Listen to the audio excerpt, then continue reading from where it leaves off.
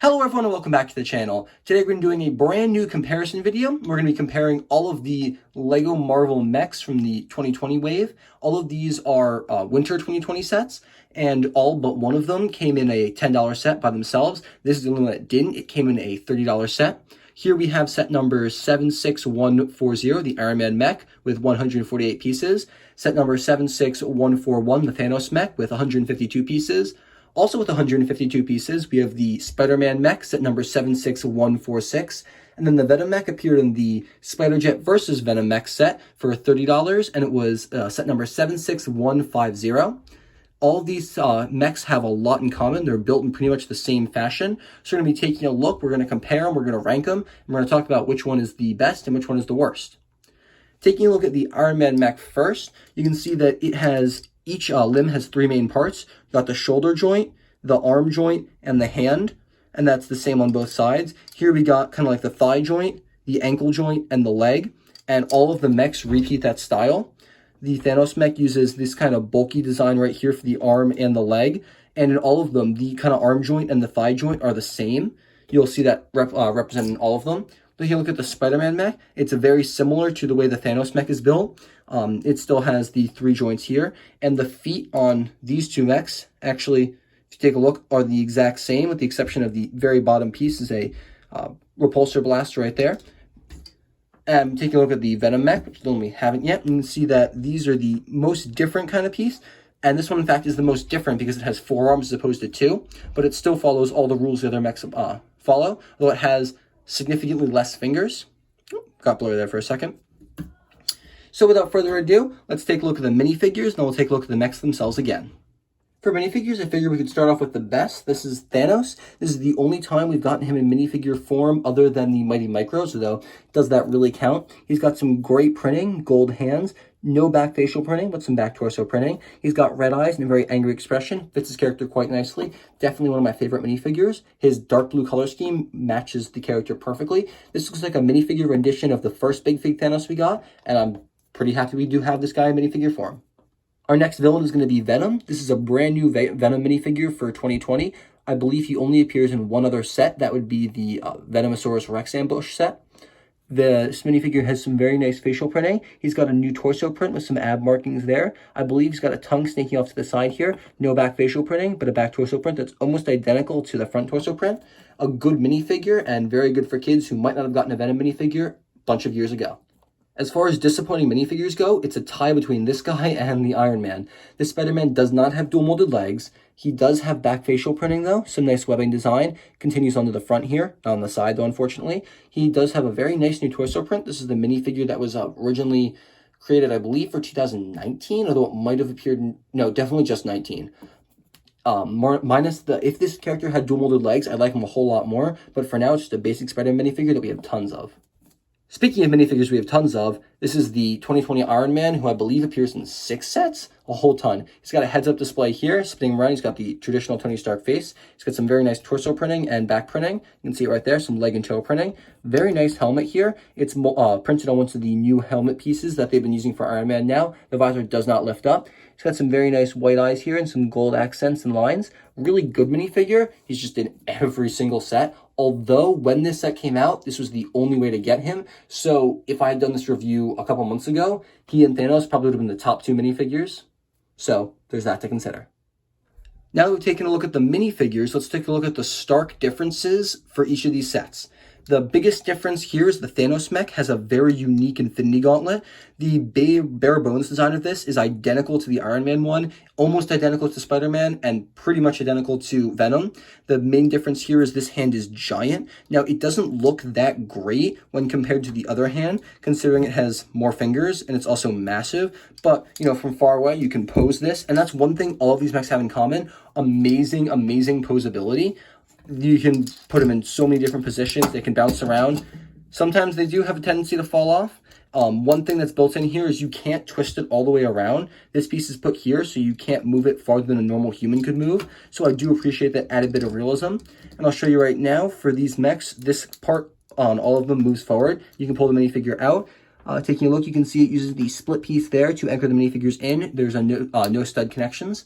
And all of these sets have stickers, with the exception of the center pieces, that, and that. Those are all prints. None of those are stickers, so it's quite nice. About putting Thanos back inside, that was the main difference here. Overall, I'd rank this Thanos mech probably like a 6. I give it a 6 out of 10. It looks very nice. It's got some very nice detailing design, some very nice exclusive pieces. The Infinity Gauntlet's a plus, but it's also held back because it's not consistent. There aren't enough fingers here, and this is really, really large. So definitely comes in at a 6, but still a great mech. Next, we're going to take a look at the Spiderman Mech. This is my most recent addition to the mech line, and it has the Spider-Man web pieces. It's got one of the packs here. These have little holder pieces that you can give to the Spider-Man minifigure himself, so that's pretty nice. Pulling those away, you can see that they used the other web pieces on the shoulders for added detail. The Spider-Man attaches the same way that Thanos does. Overall, there's nothing too different about this mech, with the exception for the spider legs right here. These are just attached with a ball joint Technic pin rather, excuse me, right there. And these are the pieces I was talking about. I put them on the back here, but you can just clip those in and give that to Spider-Man. He is one of the only 2 characters who have any weapons. Iron Man also comes with his own power blasts, excuse me. But none of the villains have any weapons of their own. Overall, Spider-Mech's pretty good. It's definitely the worst out of all of these because Spider-Man never would have a mech. Thanos, it's understandable because Thanos is larger than normal minifigures, so he should be slightly larger, and Iron Man and Venom make perfect sense, but this does not follow any type of logic. It'd be kind of like if Hulk got a mech. Doesn't really fit. So I have to rate this one maybe a 4. Definitely the worst. Nah, 4 is too harsh. I'd say maybe a 5. Definitely the worst of the mechs, but not a bad build. Very good parts pack, and definitely looks good for display, good for play for kids, but not so much for older collectors. We're going to take a look at the Iron Man mech next. The main difference here is there's a little can on the top. This can be positioned in all different ways. This shoots not studs, but the flat discs. So I'm going to hopefully catch all of these. When you push this in, it can fit 3 keep calling them studs. They're not quite studs, and I just lost one of them. But they're these pieces right here. So quite nice. The Iron Man minifigure has 2 power blasts that he comes with, so it's pretty nice. Pulling him out, he's attached in the same way. The rest of the build is pretty much the same as the Spider-Man and the Thanos mech. No differences. There's a couple stickers all around. That's a print. Pretty simple mech. Definitely very nice. I took a look at this in my Hulkbuster comparison video because it is kind of like a mini Hulkbuster. I rate this probably a 5 or a 6. It's definitely not as good as the Thanos mech, but it's definitely a lot better than the Spider-Man mech. So I think I'm going to bump Thanos up to 7. This is a 6, and this is going to be a 5. That leaves only the Venom mech. So taking a look at the Venom mech. Now, the posability for all of these characters is great. You can manipulate all the different limbs, but the Venom mech definitely takes the cake for posability. It has 4 different arms that you can position all different ways, and you can have the mechs grappling. You can have this one picking up the Spider Mech. It's really cool and definitely much better for play here. When you take away the extra 2 arms, though, there's only one other really main difference. It's the way this is attached. It's slightly bigger. I feel like if I were to count the pieces, this would have the most pieces out of all of them, simply because it came in a more expensive set. The Venom attaches right there with one of the white bar pieces. And then he's got the legs built up here. The legs are built in the exact same fashion as all the other characters' legs, with the exception of the spikes on the front here. Everything else is pretty much the same the way the back is built up. There's not much else to say here. Taking a look at the back, you can see it's pretty smooth. Definitely, I would rate this easily an 8, maybe even a 9. I love the build, the design. It's just so sweet. There's awesome for display, and I think this makes the most sense because this is a little small for an Iron Man suit. Still works, believable. This is not so believable, but I like it because it makes the Thanos minifigure really cool, and this is just straight up not believable. But this Venom can grow and change. He's a symbiote. He forms larger, and this makes the most sense, and it's definitely my favorite Venom mech we've gotten because the other one was, while really cool, larger, and this is just, for its size, it packs in so much detail. Definitely my favorite. So the order is going to have to go like this. I'll spread them out for you there. Taking a look at the minifigures, though, just the minifigures, let's rank those real quick. I saw we took a look at them earlier, but I forgot to rank them. So let's pull all those out. The two worst minifigures gonna have to be Spider-Man and Iron Man. Iron Man, I'm going to put ahead of Spider-Man simply because this Spider-Man does not have dual molded legs.